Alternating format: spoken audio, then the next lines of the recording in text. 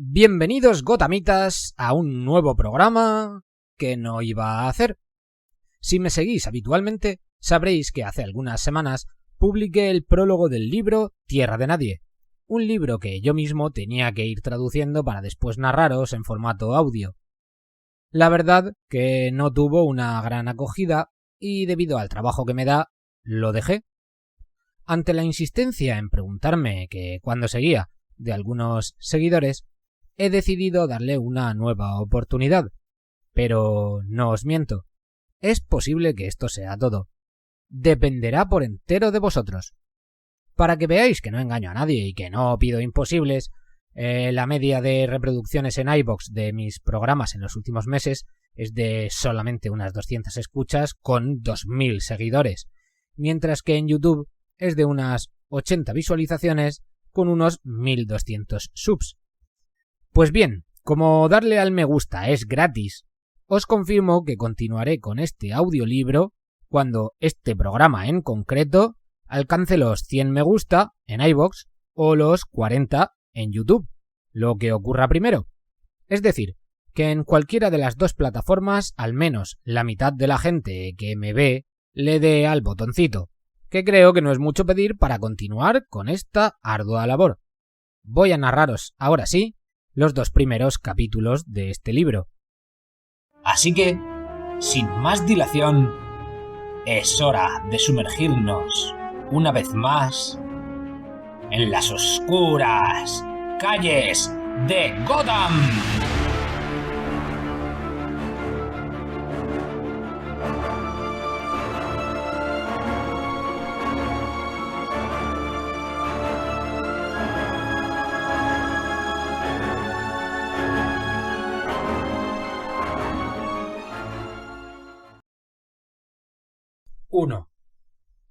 Habían tardado una semana de duro trabajo en llegar tan lejos, cavando en aquel sitio solo por la noche, tratando de mantenerse a salvo de ojos curiosos. Los dos movieron escombros y cavaron en silencio, trabajando principalmente a tientas. Cada uno de ellos tenía más cortes y rasguños en las manos de los que podía contar, y tenían los dedos entumecidos por el esfuerzo, el frío del aire y el tacto de la nieve helada. El mayor de los dos, Paolo, solo tenía 21 años. Su hermano, Nicky, tenía 19. Habían llegado a Gotham durante el verano, con sus padres, todos inmigrantes ilegales, y, durante un tiempo, fue bien para todos. Luego vino el terremoto, y el piso de alquiler en el que vivían, en un cuarto que compartían con otras dos familias, quedó sepultado bajo 20 toneladas de hormigón y el hierro del edificio de al lado. Los cuerpos nunca fueron recuperados. Cuando llegó el decreto de Tierra de Nadie, se quedaron más por miedo que por otra cosa. Había soldados en los puentes, en las carreteras, en los túneles, soldados armados, y tanto Paolo como Nicky tenían malos recuerdos de los soldados armados de su niñez en Colombia. En lo que a ellos respectaba, los soldados querían decir una de dos cosas: o les dispararían o los deportarían, y para ellos ser deportado equivalía a ser fusilado. Así que se quedaron.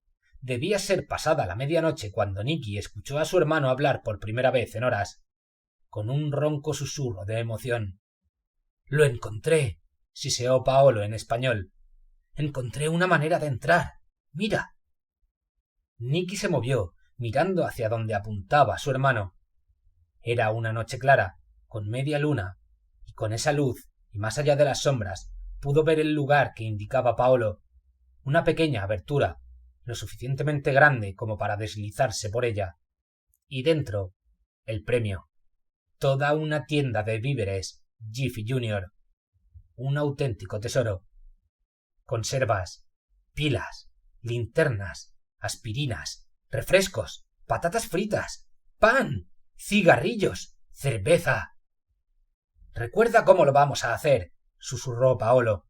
«Entra, coge lo que puedas, tapamos el hueco de nuevo y luego se lo llevamos al pingüino. Él cuidará de nosotros, pero no le diremos dónde lo hemos encontrado. Lo mantenemos en secreto». «Lo recuerdo», espetó Nicky. «Por supuesto que lo recuerdo». «Habla en voz baja». Nicky Frunció el ceño. Luego cogió la linterna que su hermano le entregaba. Era su posesión más preciada, y sólo la habían encendido una vez desde que la encontraron, sólo para asegurarse de que las baterías funcionaran. Ahora, Nicky la sostenía con fuerza en una mano, mientras se arrodillaba y se arrastraba por la pequeña abertura. El hedor dentro era horrible, y casi de inmediato quiso vomitar. Se dijo a sí mismo que eran leche y carne en mal estado, y no un cadáver. Se dijo a sí mismo que no importaba si era un cadáver, porque los muertos, ahora, lo tenían más fácil que ellos. Se convenció a sí mismo de seguir adelante, y logró salir del agujero, dejándose caer dentro de los restos de la tienda. Sus pies salpicaron algo cuando aterrizó. No sabía el qué. Estaba completamente oscuro dentro, excepto por el círculo de luz de luna que se filtraba desde arriba. Nicky encendió la linterna y luego la volvió a apagar. Las tiendas Jiffy Jr. estaban abiertas las 24 horas del día, los 7 días de la semana. Nunca cerraban. Ese era su lema, y él lo sabía. Había clientes dentro cuando ocurrió el terremoto. Desde arriba escuchó la voz de su hermano. —Nicky, ¿estás bien? Nicky trató de responder. Tomó otra bocanada del aire, y ahora no pudo fingir que lo que respiraba era otra cosa que la muerte. Sintió que se le encogía el estómago. Tragó saliva y logró pronunciar las palabras. —¡Hay muertos! —le dijo a su hermano. —¡Ignóralos! —siseó Paolo. —Date prisa, Nicky. No queremos que nos cojan. —Ya lo sé. Cállate. Estoy mirando. Paolo calló. Nicky encendió la linterna de nuevo, moviendo el haz cuidadosamente más allá de los cadáveres, hacia los estantes caídos. Primero fue a por las pilas, luego a por los mecheros del mostrador. Se llenó los bolsillos con todas las cosas pequeñas que pudo encontrar. Latas diminutas de Imodium y aspirinas, vendas, cerillas, lo que le cupiera, antes de cambiarse la mochila. Había sido inteligente al respecto, pensó, cogiendo otra mochila, enrollándola bien y metiéndola dentro de la primera. Todo el mundo necesitaba una mochila en la tierra de nadie. Todos tenían que llevar consigo todas sus posesiones. Luego fue a los estantes, examinando rápidamente las latas, cogiendo solo las que aún estaban intactas. Ravioli, sopa, frijoles, atún, todo a la mochila. 2 latas de sodercola y otras 2 latas de cerveza. Metió más y más en la mochila hasta que temió que las costuras se rompieran, y sólo entonces paró. Cerró la cremallera de la mochila tanto como pudo y luego volvió al agujero. —Voy a subir —susurró, empujando la mochila por la abertura con energía. Luego se dio la vuelta, dejando que la linterna hiciera un último recorrido por la tienda. La apagó, pero la imagen permaneció, los cuerpos aplastados aún grabados en su mente. Susurró una oración rápida y luego volvió a meterse en el agujero. No era Paolo quien estaba esperándolo cuando salió. Era otro, un hombre corpulento y calvo, y detrás de él había otros 3, uno de ellos ya revisando la mochila, los otros 2 sujetando a Paolo por los brazos. A la luz de la luna, Nicky pudo ver cómo sangraba su hermano por la boca, y eso hizo que se le encogiera el estómago. Entonces el hombretón lo puso de pie y le enseñó la punta de un machete. —Este es territorio Demons —dijo el hombre—. Te acaban de pillar robando. Debería cortarte las manos. Eso es lo que debería hacer. Nicky buscó a tientas las palabras en inglés y lo logró. —¡No es robar! El hombre grande se rió y lo empujó hacia atrás con la mano que tenía libre. —¡Vaciad sus bolsillos! ¡Veamos qué nos han traído! Nicky miró a su hermano. Vio la mandíbula de Paolo apretada. Había más rabia que miedo en sus ojos. También en los de Nicky. —¡No! ¡Es nuestro! El hombre miró a Nicky, sorprendido por su tono de desafío. Luego suspiró, cortando el aire con la hoja. —Acabas de violar la ley de los Demons, chico. Nicky se dio cuenta de que iba a morir y comenzó a rezar, con la esperanza de terminar su plegaria antes de que el machete cayese sobre él. Observó cómo se elevaba la hoja. La luz de la luna reflejaba su filo. Cómo comenzaba a caer. Entonces la hoja desapareció y el hombre estaba cogiéndose la mano por donde de repente estaba sangrando. Y además había escuchado un ruido, algo duro golpeando la carne. Nicky escuchó otro sonido. Volvió la cabeza hacia él. Vio su forma y su corazón se detuvo por un segundo, porque sabía lo que era. Nunca lo había visto antes. Nadie que él conociera lo había hecho, y algunas personas incluso le habían dicho que era una mentira, inventada por la policía para asustar a los delincuentes. Pero Nicky siempre supo que era verdad, y sabía lo que era. Lo mismo que lo sabía el tipo grande. La forma se movió, sobrepasando a Nicky más rápido de lo que una sombra desaparece al encenderse la luz, y entonces hubo otro sonido, y el tipo grande gimió de dolor y cayó hacia atrás. Aquella forma habló. «Déjalos en paz». Y Nicky pensó que algo andaba mal, porque nunca imaginó que la voz sonaría así. El tipo grande trató de levantarse, y la forma se movió de nuevo. Nicky escuchó el crujido de otra patada. El hombre gimió de nuevo, y después aquella silueta lo tenía agarrado por la camisa, para después levantarlo. El tipo grande se alejó tambaleándose mientras los demás permanecían aturdidos. Incluso Paolo, pensó Nicky, parecía atónito. Pero Paolo nunca había creído. La silueta siguió moviéndose. Otro susurro entre sombras, y el pandillero que había cogido la mochila la dejó caer, derramando todo su contenido en el suelo. El otro Street Demon, que había estado sosteniendo a Paolo, avanzó, tratando de atacar. Pero no puedes atacar a una sombra, pensó Nicky, y como para darle la razón, sus golpes dieron al aire. Hubo otro crujido, y la sombra estaba detrás de ellos, sosteniendo a uno de los hombres por el brazo. Lo había golpeado 2 veces en la cara para después lanzarlo bruscamente. Otro de los pandilleros pasó al lado de Nicky, como si tratara de huir, y la sombra se giró. Nicky pudo verla bien entonces, solo por un instante, cuando la silueta se estiró como si su brazo fuera increíblemente largo. El hombre se tiró al suelo con un grito, luego se levantó a trompicones y echó a correr. La sombra se giró, pero los últimos Demons ya habían huido. «¡Batman!», dijo Paolo. Nicky trató de hablar para decir «No, no, no Batman, al menos no como nos lo habían contado». Pero la sombra ya estaba agachada en la mochila, metiendo dentro las latas caídas y luego ofreciéndole la bolsa a Nicky. Cuando sus brazos se movieron, la capa se hinchó hacia atrás y Nicky vio la forma en la sombra, el contorno amarillo en el pecho negro, el pecho de una mujer. Nicky cogió la mochila sin quitarle el ojo. «¿Estás bien?». Él intentó contestar, fracasó por completo y simplemente asintió.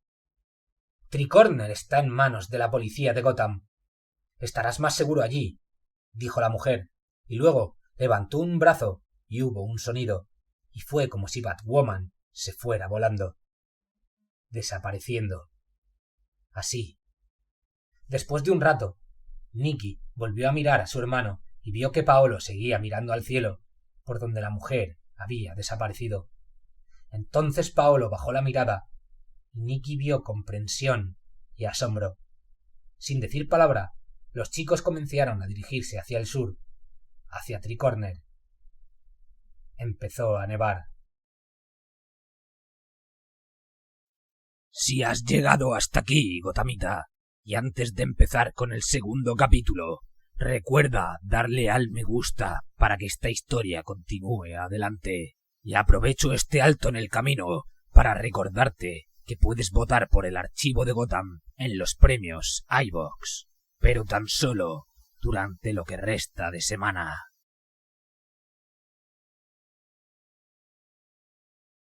—2. La nieve había comenzado a caer en algún momento de la noche anterior, y por la mañana se había acumulado lo suficiente como para que René Montoya tuviera miedo de resbalar mientras se dirigía desde el bloqueo que mantenían los Blue Boys en Kelso Avenue, Tricorner, hacia el sur, por Bonafé. Era la tercera nevada en menos de una semana, cosa que la hacía fruncir el ceño y le hizo pensar que el Todopoderoso estaba jugando con Gotham en general y con ella en particular. Eran mediados de marzo y y seguía nevando. Aquello no estaba ayudando a su estado de ánimo. Montoya suspiró, avanzando entre el vaho que ella misma creaba, tratando de averiguar qué significaba todo eso. El gruñido en su estómago sabía lo que era. Preocupación. Controlarla era más difícil. Todo había sucedido esa mañana, cuando había estado revisando puestos en el borde este de su territorio, a lo largo de la calle Cooper. Essen y Gordon se habían unido a ella para hacer las rondas, tan solo para asegurarse de que todos tuvieran todo lo que necesitaban. Uno de los casi 50 policías que se habían quedado, un joven llamado De Philippis, los había alcanzado fuera de una tienda de música en ruinas. Obviamente estaba emocionado, saltando arriba y abajo. «¡Señor, señor! ¡Tengo algo que mostrarle!» Montoya había visto en el rostro del oficial la emoción, el bailoteo en sus ojos marrones. Fuera lo que quería mostrarle a Gordon, De Philippis estaba encantado. «¡Está por aquí!» había dicho De Philippis, indicando una azotea al otro lado del camino. «¡En el tejado! ¡Seguidme!» Así que todos lo habían seguido. La frente de Gordon fruncida en una mezcla entre diversión y curiosidad. De Philippis había subido volando las escaleras y ya estaba en el tejado cuando salieron a la nieve. El edificio había sido una especie de oficina de seguros, de ladrillo, y viejo, y relativamente sólido. Desde el techo había una hermosa vista de Tricorner, incluso con aquel clima. «¿Y bien?», Gordon había preguntado. Con una floritura, De Philippis había retirado la lona que ocultaba un pequeño montón de metal en el centro del techo. Con tal vez 4 pies de diámetro, un reflector improvisado y sobre la lente, improvisada con trozos de metal roto, la forma inconfundible del murciélago. Montoya había reconocido lo que era al instante y comenzó a sonreír. A diferencia de la mayoría de los agentes de la policía, ella había visto a Batman de cerca, sabía que era real, y entendió lo que el joven policía estaba tratando de hacer y por qué importaba exactamente. Ella no había salido de la academia ni hacía una semana cuando se coló en la azotea de la comisaría central para ver la verdadera batseñal, solo para comprobar que estaba allí, que cuando las cosas se ponían realmente mal, se encendía, proyectándose en el cielo. De Philippis estaba hablando, accionando con entusiasmo un interruptor. Se oyó el chirrido de un pequeño motor y un crujido, y la luz se había encendido. A la luz del día no había mucho que ver, pero eso no importaba en absoluto. La luz brillaba pálida y débil, pero cuando llegara la noche, todos los que miraran podrían verla. «He utilizado una bombilla de cuarzo de bajo voltaje», decía De Philippis a toda prisa, «y luego algunas baterías de coche que aún tenían carga. Monté todo en un mecanismo de...» «¡No!», dijo Gordon, y el tono de su voz había dejado tiesa a Montoya. Sara había mirado a su marido casi con enfado, pero antes de que pudiera hablar, el comisario se había adelantado, con 2 largas y rápidas zancadas, y estaba casi encima de la luz. Luego levantó el pie y lo dejó caer sobre el vidrio frágil y agrietado, y rompió la lente en 1000 fragmentos. La bombilla crepitó y se apagó. Montoya se había quedado completamente atónita. Gordon había retrocedido medio salto, poniéndose de nuevo en pie en el techo. Había manchas de sangre visibles en el bajo de sus pantalones. Se giró y dirigió su mirada a De Philippis, cuya boca todavía estaba abierta por la sorpresa. «¡No necesitamos esto!», había gruñido Gordon. «¡No lo necesitamos porque él no va a venir! ¿Lo entiende, oficial De Philippis? ¡Él no va a venir!». De Philippis se había quedado sin habla. Luego se cuadró y respondió: «Sí, señor. Lo entiendo, señor». «Bien». «Comisario», había dicho Montoya, «¿cómo lo sabe?». «Ya habría venido». «Pero tal vez no se ha presentado porque no le hemos llamado». Gordon la había mirado con tristeza, subiéndose las gafas por el puente de la nariz. La boca de Sarah Essen había formado una línea apretada mientras se concentraba en su esposo. Montoya podía ver desaprobación en su mirada. —No, René —dijo Gordon—, renunció a Gotham como todos los demás. Tomó el camino más fácil. Montoya miró a Essen en busca de ayuda, pero Sarah simplemente sacudió la cabeza casi imperceptiblemente. —No lo hagas —había dicho su mirada—, no vale la pena. Y René se dio cuenta de que Sarah ya había tenido esta conversación con su esposo con anterioridad. Pero René lo intentó de todos modos. —Pero ¿no sería buena idea hacer que la gente piense que él está cerca, al menos? —¿Por qué molestarse? —había respondido Gordon—. ¿Por qué generar falsas esperanzas? La mirada de Sarah decía: —Te lo dije. Antes de que Montoya pudiera pensar en un contraataque, Gordon había retrocedido, asegurándose de poder dirigirse a todos ellos, incluido de Philippis. —Tenemos que abrirnos camino en todo esto sin él —había dicho el comisario—. No más mitos y leyendas. Esta vez depende de nosotros. Esta vez es la policía de Gotham la que infunde miedo en los criminales. Estamos recuperando Gotham. Nosotros. ¿Entendido? Montoya y de Philippis respondieron: —Sí, señor. Sarah no se había movido. Tan solo miraba a su marido. El ceño fruncido de Gordon se hizo más profundo y se dirigió a las escaleras, seguido de Philippis. Montoya se puso al lado de Essen, manteniendo la voz baja mientras seguían a los hombres, ansiosa por una explicación. Si Jim Gordon, como comisario, era su jefe, entonces Sarah Essen, como comandante de turno de la unidad de delitos mayores, era su líder, y René Montoya confiaba plenamente en la teniente.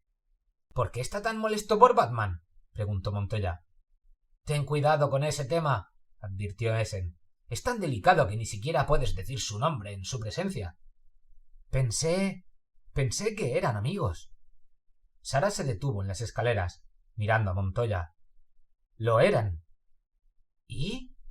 —Y han pasado 3 meses, René. Sarah había comprobado las escaleras, asegurándose de que su marido no pudiera oírla. Sin Batman, Jim se siente injustamente abandonado. Tal vez haya una razón.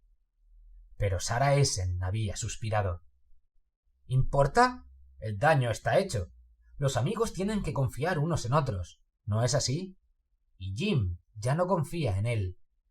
Desde fuera escucharon el bramido de Gordon, preguntándoles si se iban a quedar allí.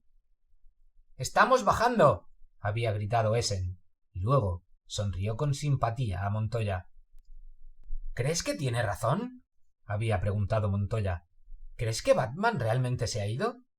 Si no es así, no envidio a la persona que le dé la noticia a Jim —había dicho Sarah, y luego se dio la vuelta y continuó bajando. Ese era el tema, pensó Montoya. Era la clave de todo. Batman había traicionado su confianza. No había considerado que él se había ido de verdad hasta ese momento en el techo, cuando Gordon había dicho las palabras. Sus experiencias con Batman habían sido limitadas en el mejor de los casos. Lo había visto un puñado de veces en la escena de algún crimen, una sombra que hablaba con el oficial a cargo y luego desaparecía. Una vez incluso habló directamente con ella y le preguntó si había llegado un informe de balística. Dado aquello, no era inusual que ella pasara meses sin ver ni una señal de él. Pero si el comisario tampoco lo había visto, bueno, eso significaba otra cosa. Trató de imaginar cómo sería considerar a Batman amigo tuyo. No pudo imaginarlo. No era de extrañar que Gordon se sintiera traicionado, pensó, hundiendo las manos profundamente en los bolsillos de su parka. Mantuvo la cabeza gacha, observando sus propios pasos mientras se paseaba por la calle cubierta de escombros. Un fuego ardía en un contenedor de basura de metal en la esquina y un pequeño grupo se acurrucaba alrededor. Montoya intercambió una leve sonrisa con ellos, dándoles sus bendiciones. Ella, al menos, tenía buena ropa de invierno para abrigarse, y sabía que, en el gran esquema de tierra de nadie, podía considerarse afortunada.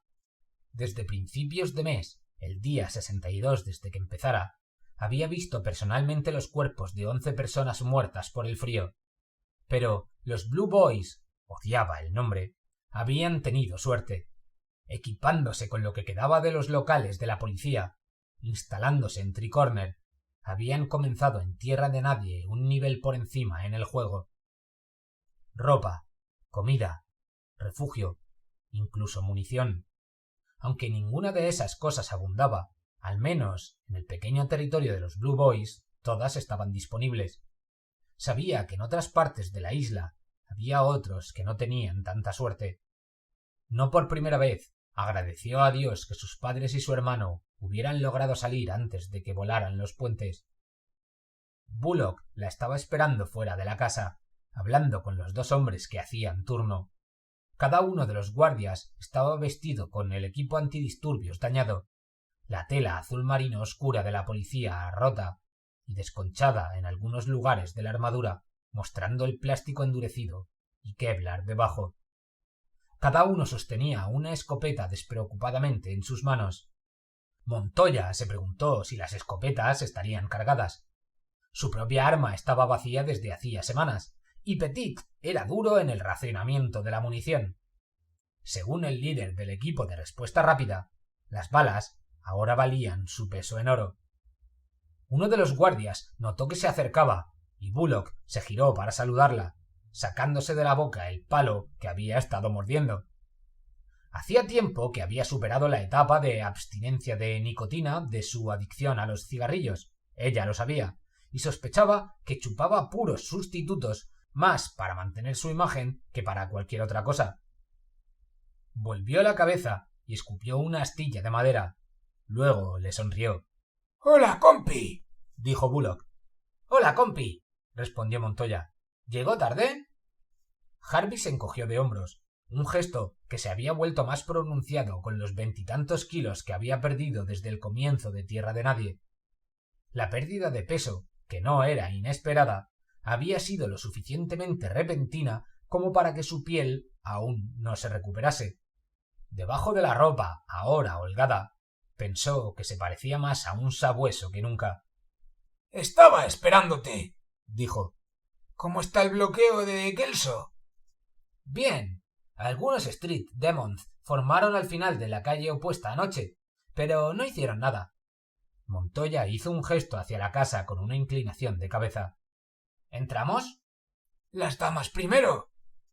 Ella sonrió, porque aquello estaba muy lejos de la realidad. Siendo socia de Harvey Bullock, el género nunca había sido un problema. Siempre había apreciado eso de él.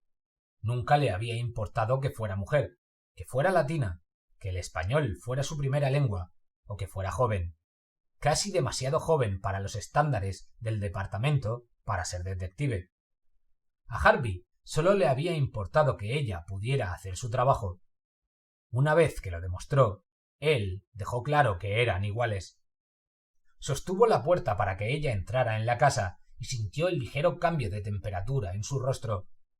No había electricidad ni gas en la casa de Gordon y Essen. Ninguno funcionaba en ninguna parte de la isla que ella supiera, pero el refugio era sólido y estaba bien aislado, y conservaba el calor que generaba la chimenea. Construida antes de la Primera Guerra Mundial, la casa era de ladrillo y madera, y, como un puñado de otras en el vecindario, había logrado sobrevivir al terremoto relativamente ilesa. Recorrieron el largo pasillo en silencio. Montoya volvió a mirar las fotografías enmarcadas en las paredes, como siempre hacía. Fotos de Gordon y Essen en diferentes momentos, en ceremonias de entrega de premios. Una de ellas de vacaciones en Hawái, quizás durante su luna de miel. Otra de Gordon abrazando a su hija, Bárbara, en su graduación de la Universidad Estatal de Gotham. Una vez más, Montoya se encontró pensando en su propia familia, contenta de que estuvieran a salvo y bien.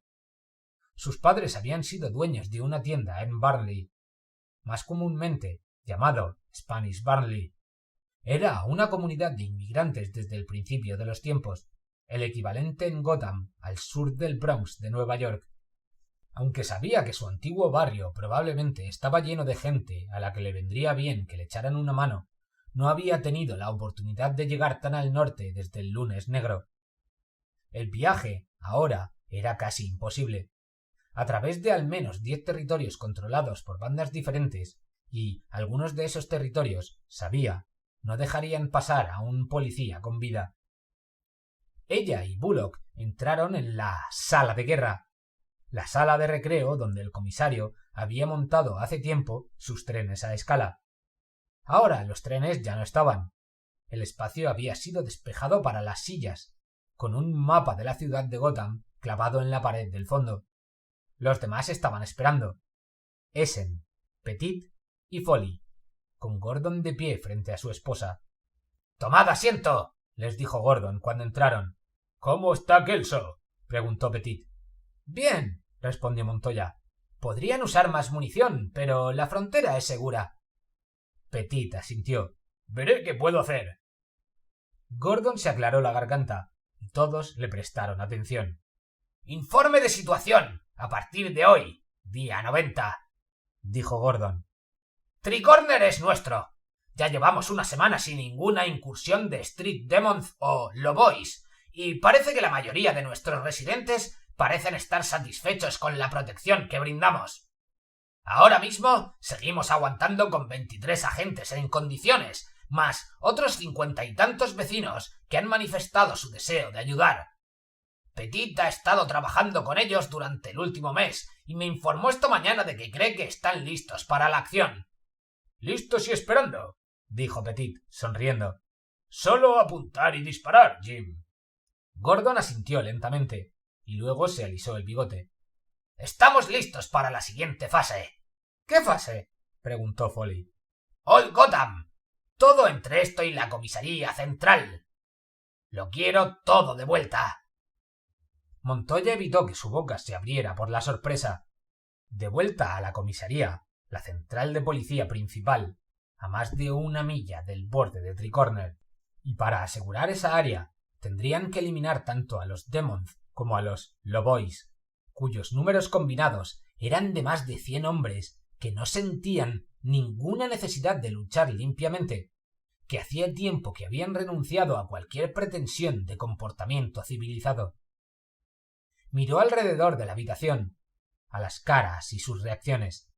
Sarah obviamente lo había visto venir y todavía estaba sentada tranquilamente. Petit parecía positivamente encantado. A su lado, Harvey se limitó a gruñir. Foley, frunciendo el ceño, dijo: «Creo que es una mala idea, comisario». «¿Qué sugieres?». «Apuntalar nuestro propio territorio debería ser la prioridad. Asegurarnos de que podemos defender lo que tenemos aquí». Petit se giró en su silla para dirigirse a Foley. «Ya no estamos jugando en defensa, Hugh. Eso es la policía al viejo estilo. Ahora pasamos a la ofensiva». «Bill tiene razón», dijo Gordon. «Como policía de Gotham, éramos una fuerza que reaccionaba en su mayor parte. De lo que estamos hablando ahora es de ser proactivos, simple y llanamente. Los Demons y los Lobois solo están esperando su momento. Tarde o temprano, una de las bandas absorberá a la otra, y cuando eso suceda, sabes que se dirigirán al sur. Tenemos que atacarles primero». «Pero la comisaría central está a kilómetros de distancia. No tiene sentido reclamarla», dijo Foley en voz baja. «Cualquier equipo que quedara allí ha sido saqueado hace mucho tiempo. ¿Lo sabes?» «Es nuestro cuartel general», dijo Petit. «Es donde los Blue Boys deben estar. El valor propagandístico de tener a la policía de Gotham de regreso en el lugar al que pertenece podría hacer maravillas. ¿O preferirías tener un Skell de clase A revisando los cajones de tu escritorio y deambulando con nuestros colores? No seas tan cobarde, Hugh». Foley se puso rígido, con las mejillas coloradas. «No es ninguna tontería. Es ser práctico. Al menos, reconocer nuestra situación». «¿Qué quieres decir?», preguntó Gordon. «Significa que creo que tiene un motivo oculto, comisario. Su hija vive cerca de la comisaría, ¿no?» Montoya vio que la mandíbula de Gordon se tensaba durante un momento. Los músculos se apretaron. «Sí. Entonces, tal vez se trata menos de propaganda y de tomar lo que es nuestro que de querer proteger lo que es tuyo. y si ese es el caso, al menos podrías reconocerlo. Con mucho gusto, dijo Gordon. Quiero proteger a mi hija. No miento al respecto. No hay nada oculto en ello, Hugh. Se llama ser padre. Hay demasiados enemigos, dijo Foley más tranquilo, cambiando de táctica. No podemos enfrentarnos a todos. Perderíamos lo que nos queda de munición.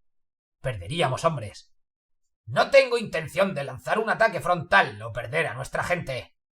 Bueno, no se rendirán ante nosotros cuando vean las placas que llevamos puestas. Sí lo harán. Si elegimos el momento correcto. No, si creamos el momento correcto. Montoya se aclaró la garganta. ¿Y eso cómo sería, señor? Él la miró, y ella vio que la comisura de su boca se torcía ligeramente hacia abajo. Vamos a hacer que se maten entre ellos. Los vamos a incitar a la guerra. Y cuando termine, cuando hayan derrochado sus fuerzas y reducido sus números, ahí es cuando nos moveremos. Montoya estaba muy segura de haberlo escuchado correctamente, pero Petit estaba hablando y diciendo: «Eso es genial, Jim. Es perfecto. Yo mismo no podría haberlo inventado mejor. Es pragmático. Eso es todo, Bill». Bullock se sacó el palo de la boca. ¿Te estoy escuchando bien, comisario? La mirada de Gordon era tan seria y solemne como cualquier otra que Montoya le hubiera visto antes. Era la mirada que le había marcado en las escenas del crimen, donde inocentes yacían muertos a manos de locos. Sabía exactamente lo que estaba diciendo, se daba cuenta. Ya había pensado en esto. Lo había estado pensando durante mucho tiempo. Estuviera o no de acuerdo con la decisión, sabía que era una idea a la que el comisario había llegado después de una larga consideración. Como para confirmarlo, Gordon dijo: «Sí, Harvey, vamos a hacer que se maten unos a otros». «No puedes hablar en serio», dijo Foley. «¿Tienes una manera mejor?», preguntó Petit. «Estamos hablando de manipular a la gente para que cometa asesinato, Bill». Petit negó con la cabeza, casi divertido, casi condescendiente. «Estamos en guerra. Allá afuera, más allá de Tricorner, solo hay caos. Simple y llanamente. Somos el único orden que queda en esta ciudad. Y si queremos que sobreviva, depende de nosotros imponerlo en el resto de la isla. Y la única forma de hacerlo es siendo más fuertes, siendo más malos». Montoya escuchó a Bullock acomodarse en la silla a su lado, el sonido de sus dientes clavándose más en el palo de su boca.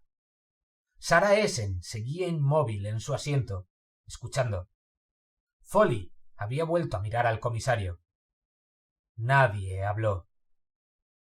«Empezamos esta noche», dijo Gordon. «Podéis iros». Estaba en el patio trasero, sentada en los fríos escalones de hormigón que bajaban de la puerta corrediza de cristal agrietada, almorzando, cuando la encontró. «René», dijo Gordon, sentándose al lado de la detective.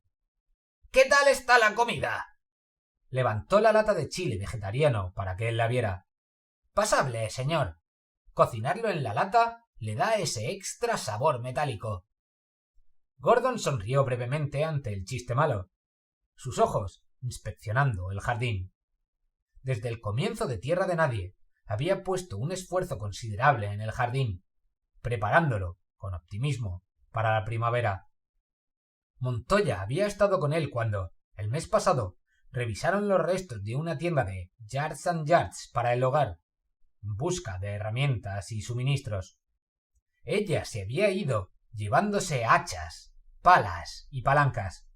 El comisario se había marchado con cajas de semillas de hortalizas y 6 libros de jardinería. En este momento, por lo que Montoya podía decir, el jardín tenía un largo camino que recorrer antes de que alguna vez diera frutos. Pasó su cuchara de metal alrededor de la lata por última vez, lamiéndola. Dejó la lata a un lado. Luego usó el borde de un pañuelo para limpiar la cuchara antes de volver a guardarla en su bolsillo interior. Oyó el tintineo al chocar contra el $medio de plata que llevaba en el bolsillo, el que le había dado 2 caras apenas unas semanas antes de que se declarara la Tierra de Nadie. Por un instante, su mente vagó hacia él, el hombre que, en algún lugar debajo de sus cicatrices y la locura, seguía siendo Harvey Dent. No entendía por qué él le había dado la moneda, y entendía menos por qué se la había quedado. Como moneda era inútil, ni siquiera era un $0,5 real, sino una moneda de broma, de 2 caras. Uno de los lados había sido desfigurado, raspado y quemado, convertido en lo que 2 caras llamaba el lado malo. El otro ostentaba la representación de la libertad. «Quiero que vengas conmigo esta noche», decía Gordon, y su voz atrajo su atención. «Quiero cruzar al territorio de los Demons, a ver si podemos hacer que la pelota ruede». «¿Yo, señor?» Gordon asintió, sin dejar de mirar su jardín, como si esperara que floreciera ante sus ojos. ¿No quieres llevarte a Petit?, preguntó Montoya. ¿No crees que él sería mejor para esto que yo? Bill es excelente en una pelea, sin duda, pero no es muy sutil, y tenemos que asegurarnos de que esto no se vuelva contra nosotros. ¿No estaría bien que los Demons y los Lowboys se unieran para enfrentársenos? Aún así, él la miró, esos ojos azules que eran casi grises y siempre le hacían pensar en su propio padre. No voy a llevar a Sarah. Si sale mal, toda la estructura de mando desaparecería y no me arriesgaré a eso. No puedo llevar a Foley por razones obvias. Y Bullock, bueno, él nunca ha sido el más tranquilo del cuerpo. Montoya trató de no reírse. Llamar tranquilo a Harvey Bullock era como llamarlo refinado. Una mentira descarada. Saldremos del bloqueo de Kelso a medianoche, dijo Gordon, levantándose. Sí, señor, dijo Montoya. Estaba sola en el jardín otra vez. Después de un segundo, se quitó la placa de la chaqueta y la examinó. Echó una bocanada de aire sobre el metal dorado y lo pulió contra la pernera de sus vaqueros. Luego se la metió en el bolsillo de su chaqueta. No la usaría esta noche.